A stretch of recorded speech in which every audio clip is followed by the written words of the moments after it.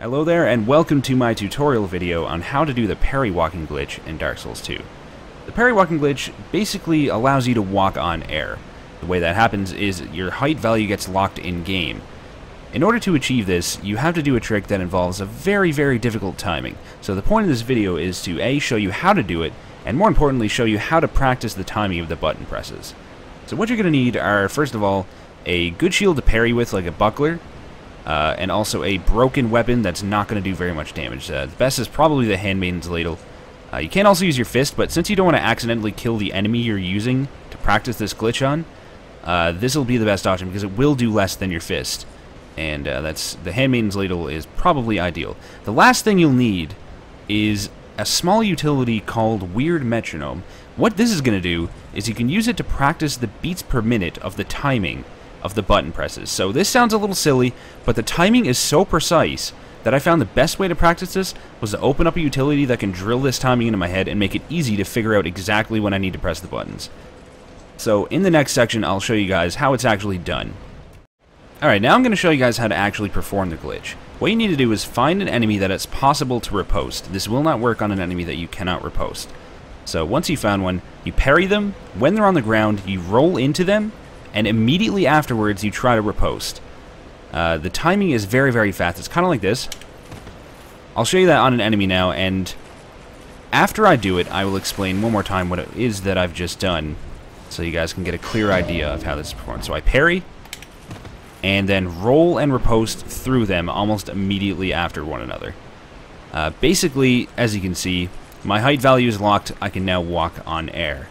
If you get the timing wrong, one of a few things will happen.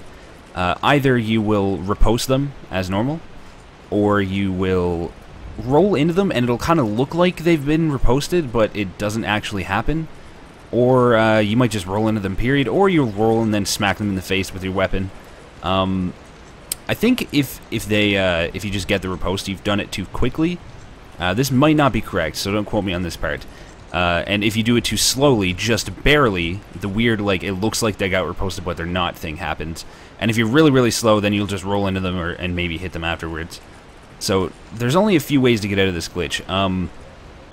The main one is, you know, when you're speedrunning, is you can run into a loading trigger between certain parts of the game. These vary from place to place, but if you're speedrunning, you already know what those are. If you're just doing this casually, then you'll probably want to just use one of these other methods, which are A, quitting the game and reloading, or using a homeward bone or the aged feather, which you get later on in the game, of course, which is the same as a homeward bone. And if you're at the right height, you might be able to rest at the bonfire. If you're too high, it won't actually let you do that, but those are the methods. You can either save and quit, which is probably not the best. Probably best to just use a homeward bone unless, you know, you don't have many. Or you can try to rest at a bonfire. And finally, the most important thing that I'm going to show you guys is how to actually practice the timing of this. So what you're hearing right now is the Weird Metronome utility that I mentioned earlier.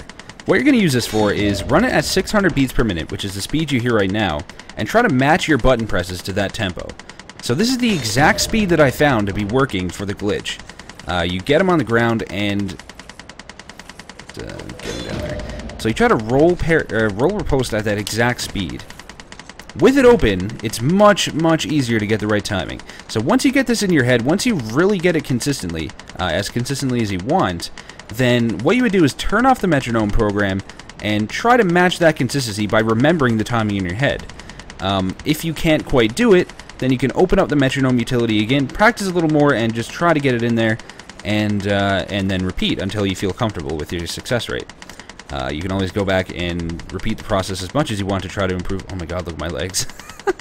Try to improve your rate as much as you want, and if you ever forget the time, you can always remember that 600 beats per minute to try to get it back in your head. You can use this to practice from time to time if you kind of lose your touch.